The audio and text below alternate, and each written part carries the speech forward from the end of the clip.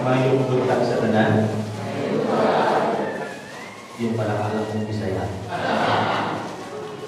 Before anything else, I would like to introduce myself. I am Jail Senior Inspector Reverend Father Ricardo Pangkulan. I am from Laguna, so purely Tagalog. I've been preschool. Very good. Buti na lang yun, hindi ako may tama. I've been priest for 12 years, and I joined the military service during my 8th year of my priesthood. My first assignment was in Iloilo. 3 years ako doon, then i-transfer ko dito sa Cebu. At ako po ang regional chaplain ng 4 na region lang naman. 6, 7, 8 at ng Negros Island region. So, nung una, minag-text ko dito akong magmas noong March 1st. I was in Iloilo din, isang linggo ako doon. Tapos, pero mas marami naman po yung araw na nandito ako sa Cebu kasi dito ako naka-base. So, parang visiting priest lang po ako sa ibang mga regions and yung mga staff ko po doon ay puro online instructions na lang. GC, kaya through memo, gano'n na lang po yung ginagawa. Ano pa ba? Pardon me kung ako'y late kanina kasi talaga ang nasa isip ko alas 10 ang mass. Nung tumawag. Kayo po, no? Sabi niya, Father, ganyan-ganyan. Asan po kayo? Actually, nakaupo ko sa office, nakataas pang pa. Sabi ko, dito pa ako sa office nila sa Guadalupe. Sabi ko, malapit ang mga Guadalupe na ganyan. Sir, bakit sa anong oras ko alam yung mass? Sabi ko, 10. Ay, 9. Balik ko sa ako, sir, bamatakbo ko sa bumata ko yung dalawa. Tara, alas 9 pala, late na ako ng 10 minutes. Kaya alam niyo, mortal sin sa akin ang nalilate. Kaya sabi ko, guilty, oh my God, next time I should have read the details para hindi ako nawawala. Kasi sobrang dami nang iniisip. Of course, it's not an excuse, no? Fault ko yun. Mababait naman kayo, kalagay ko kaya ng katawan. Mukhang mababait naman kayo. Hindi na naman mapasok ko.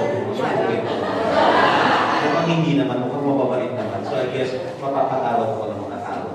So, patawad ko nung nalit ko ang pare kanina. Pero hindi pa naman nagsimula ang mas. So, maaga lang kayong dumating. Hindi ako late. Maaga lang kayong dumating. Okay. Meron po isang grupo ng mga tao, no, na sumama sa isang healing ministry, isang healing ministry. Pero hindi sila mga Catholic. Maraming mga healing ministry o ibang mga denominations.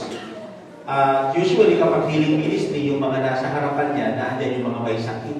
No? Mukhang hindi naman no? Mukhang matitino naman itong mga nasa harapan. Hindi naman.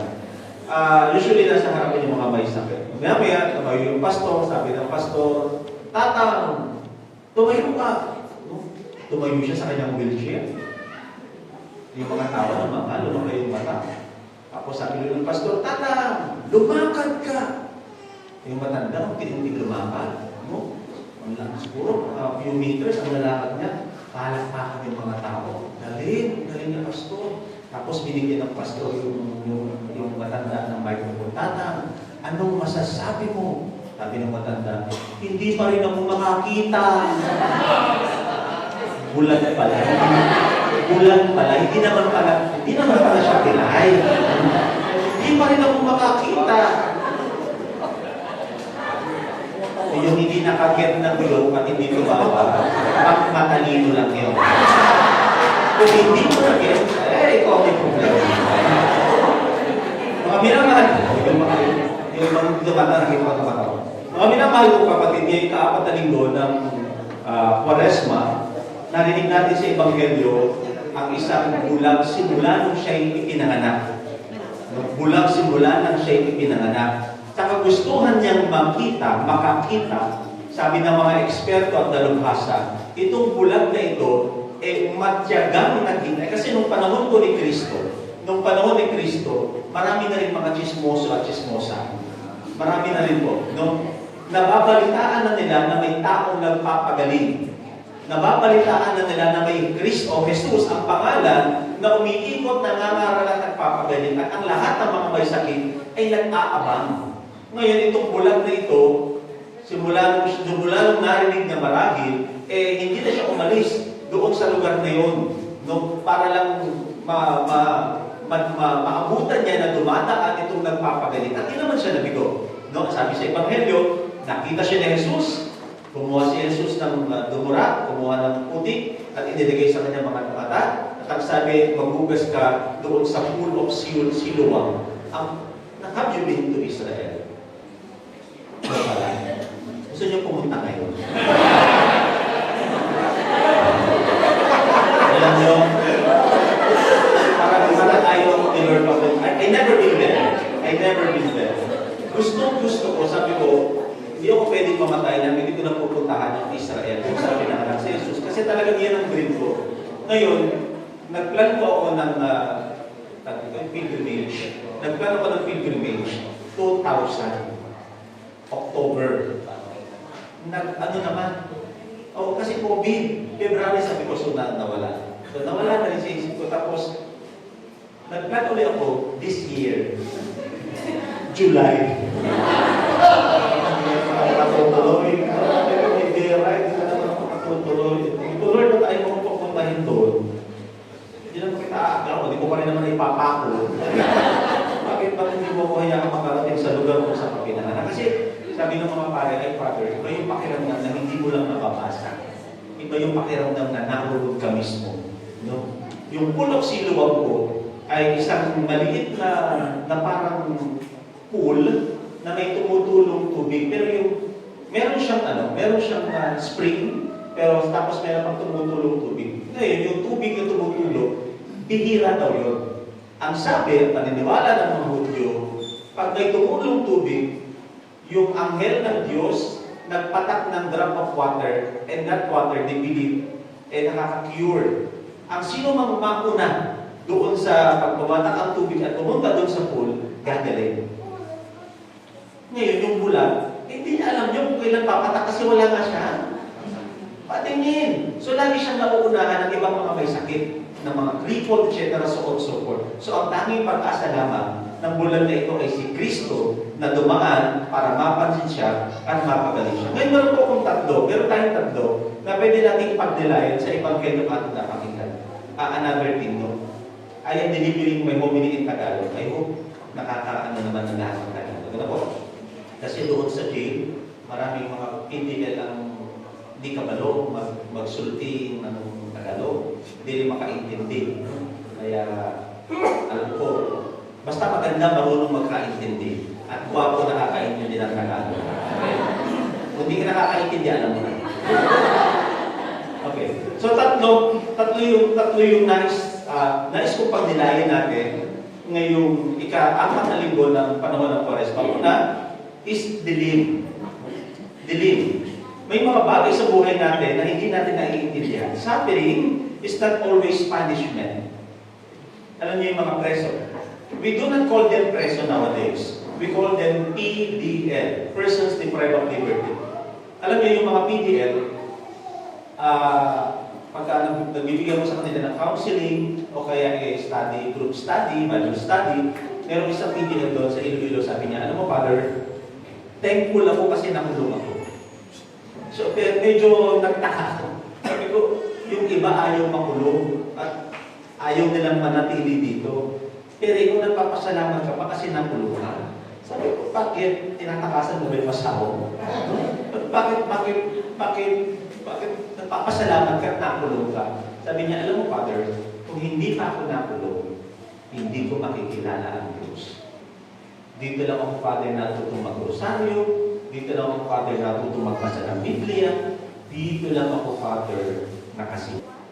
Kaya sabi ko dun sa mga ibang naroon, tinan nyo, hindi ibig sabihin na naghihirap kayo, wala ang Diyos. God is always there. Ano man ang nangyayari sa buhay natin, naroon siya. All you need to do is to recognize the presence of God. Akala natin kapag suffering, pinarurusahan natin ng Diyos gaya sa Ebanghelyo. Kasi sa kultura po ng mga Hudyo, kapag ang isang tao ay pinanganak na bulag, may kapansanan o kaya bao, ang interpretasyon nila, pinarurusahan niya ng Diyos kasi makasalanan. May ganun bang nag-i-interpret dito na kapag nagka-cancer, pinarurusahan ng Diyos? No, hindi Hindi ganun. No? Kaya, noong unang panahon, hindi ganun at tingin ng mga tao. Kapag ang tao ay may sakit, may karamdaman, pinarurusahan ng Diyos. Kaya, yung tao na bulag, ang interpretasyon nila, pinanganak siyang bulag kasi yung magulang niya makasalanan. Kaya pati yung bata nadamay. Kaya anong sabi ni Jesus? Hindi. Walang kinalaman ang kasalanan dito kung bakit siya nabulag. Sabi niya, makikita ninyo, ang taong ito magpapasalamat, magpupuri sa Diyos dahil sa magagandang gagawin sa kanya ng Panginoon. No, nakakita ang bulag dahil sa kagustuhan niyang mabanaagan ng liwanag, ang una niyang ginawa, he believed, naniwala siya. A miracle to happen, kailangan may faith ka. Mahirap kasi yung, ano ba, nagdadasal ka ng isang bagay na gusto mong ibigay sa ni Lord, pero ikaw mismo duda. Mahirap yun. When you pray, believe. Kasi you pray for it na eh. Kaya ang ganda ng sinabi ni pangalan nito, ni si Pio of Pietrelcina. Ano sabi niya? Pray. Hindi ko ba kayo? Hindi ka tuloy ko napasukan. Ano sabi ni Padre Pio of Pietrelcina, yung famous line niya? Pray, hope, and never worry. Magdasal ka, umasa ka doon sa dinasal mo, huwag ka na mag-alala. Pagpasa Diyos mo na yun. Alam niyo, simula nung nabasa ka, sabi ko, that's very logical at napakaganda ko nga. Bakit kapag nagdasal ako, nag-worry pa rin ako, pinagdasal ko na. Nagdasal na ako, ba't ako mag-worry pa? So whatever happens, baka kung hindi man lumabas yung pinag-darasal ko, baka hindi pa para sa akin sa ngayon. Baka meron pa siyang magandang inihahanda para sa akin. Ano yung realize ko to? Nung okay, nasa Iloilo, hindi ko gusto yung ulam namin sa office. So lumabas ako, bumili ako sa Jollibee. So yung pinakamalapit kay Jollibee. Naka-uniform na ako. Tapos, pagdating ko doon sa Jollibee, doon ko na-realize, pag lunch break sa Jollibee, napakaraming tao. Doon ko na-realize na parang palang ganito ang pagdasal natin sa Diyos. Di ba kapag haba ng pila, pagdating mo dun sa teller, o-order ka ng 1 piece chicken or 2 piece chicken joy. Tapos, dahil lunch break yun, ang daming order. So, sasabihin sa'yo ng teller, willing to wait po ba? Di ba sinasabi nila yan? Sabi mo, ilang minutes? Usually, kapag chicken, ilang minutes? 20. Ang tagal nun. No? 20 minutes po. Dahil gutom ka at gusto mo, papayag ka na rin. Diba? Pag tayo nagdarasal, ganun din si Lord. Tinatanong ko ni Lord, willing to wait?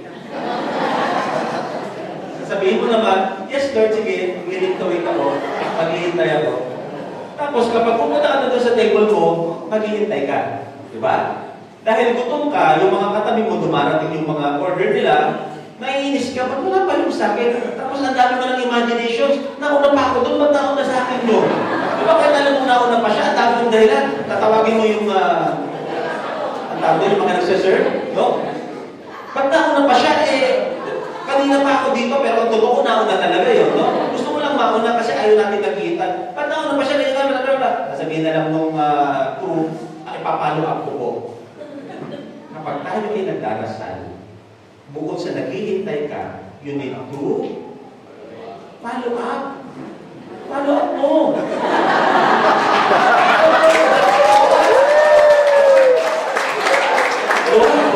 May dinasal ako. Medyo nakikinig ako ng konti. Nasa na yung pinaray ko sa'yo. Diba? I-follow up mo ng konti. I-follow up. So kapag natagalan ka pa rin, at wala pa rin, makikita mo yung Jollibee nila, ang laki-laki, etc. Ganyan-ganyan. Pupunta yung food doon, gagawa ng paraan, pagdating sa'yo, magugulat ka. Kasi yung chicken mo, mas malaki kaysa chicken nila. Hindi ba? Kasi sabi ko, dami kong reklamo, tapos nung dumating sa akin yung chicken ko, mas crispy, mas juicy, mas malaki kaysa kung sa Jollibee. Ganyan tayo dapat. Kapag tayo ay nagdarasal, you are willing to wait.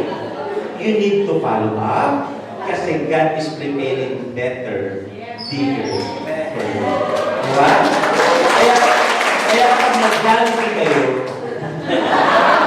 huwag kayong mainis, huwag kayong mainip. Dapat willing to wait. Kasasabi mo lang sa teller, willing to wait. Diba? Wala pang 5 minutes na iinip ka na. Tapos nag-i-invento ka na. Nauna pa ako dun eh. Patao na sila. So, pero totoo na ako talaga yun. Diba? So, minsan ay tatanong natin yun, bakit nangyari sa akin ito? May ginawa ba akong mali? Pinarurusahan yata ako ng Diyos. Pero malinaw ang sagot ng ating Panginoon. Sabi niya, hindi ito dahil sa kasalanan. May nangyayaring hindi maganda sa buhay natin, hindi dahil may kasalanan ka, pinarurusahan ka ng Diyos. Mga minamahal kong kapatid, minsan ang mga sandali ng dilim ng buhay natin ay nagiging lugar kung saan mas nagiging malinaw nating nakikita ang Diyos. Gaya ng PBL. Mahirap mong makulong sa loob, malayo sa pamilya, wala kang trabaho. Pero nakita niya ang pagkilos ng Diyos. Nagpasalamat siya. Kasi dahil nung siya'y nakulong, mas nakilala niya ang Panginoon. Kalawa, bukod sa dilim, mata. Ano naman yun? Hindi lahat ng nakikita ay tunay, hindi lahat ng may mata ay nakakakita. Physical sight versus spiritual blindness. Yung bulag, gustong makakita. Pero yung mga Pariseo na may mata, hindi nila makita ang pagkilos ng Diyos sa buhay ng iba. Isa po sa natutunan ko sa seminaryo kay ito, sabi ng formator ko, kapag, kasi hindi natin may iwasan mga bata pa kasi kami may dadalawin kami ng family, tapos nagkakaroon ng comparison, kasi may mga pamilyang medyo mayaman, may pamilyang okay lang, at may pamilyang walang-wala. So napansin ng formator namin na yung mga pamilya na galing sa mga rich kid na seminarya, pag dumating ang family nila, ang lalaki di Jollibee. No? Talagang yung mga parang galing sa catering, maganda yung presentation, talagang nakahiliran ganyan yung pagkain. Pero kapag medyo nasa middle lang yung naminarin sa yan, Jollibee. No? Yung mahihirap, naka-plastic. Tapos nakabalot sa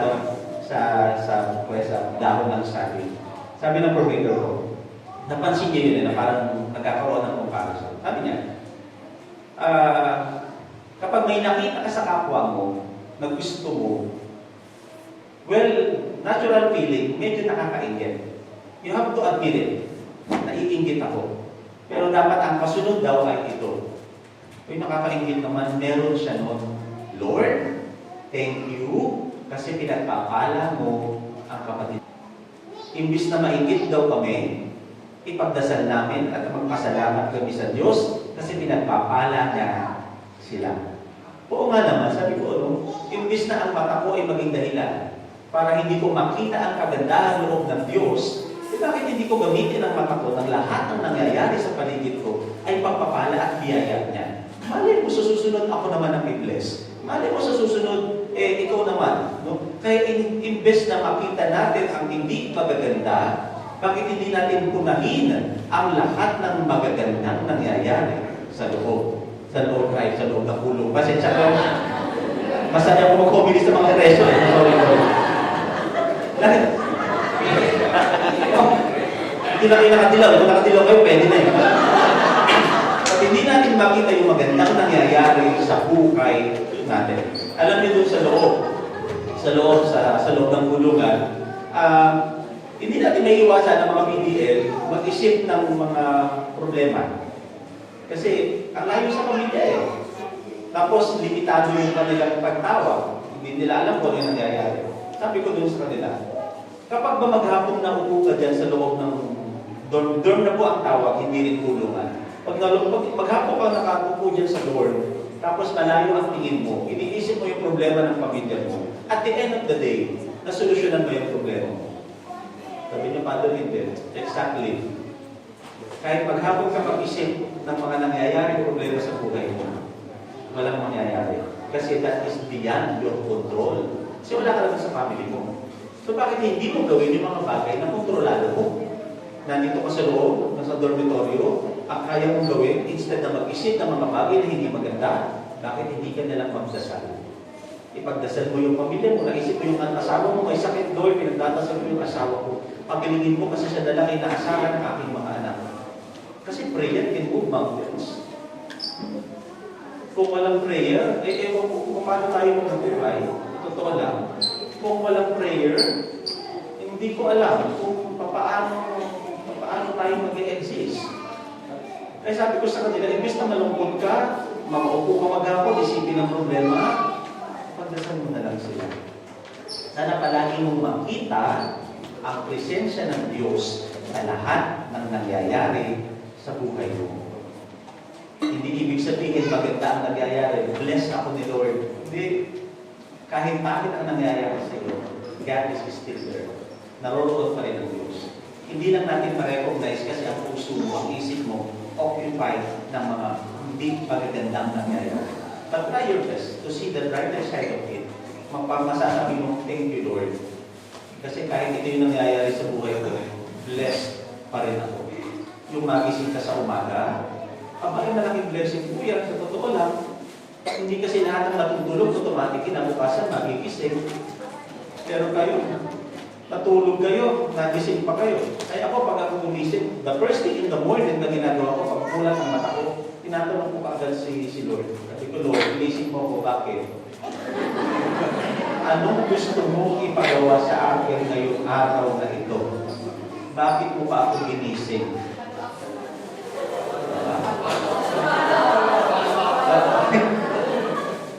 Kaya mahalaga, di ba, na makita natin palagi yung pagkilos ng Diyos. In everything you do, God is there. In everything that is happening in your life, God is there.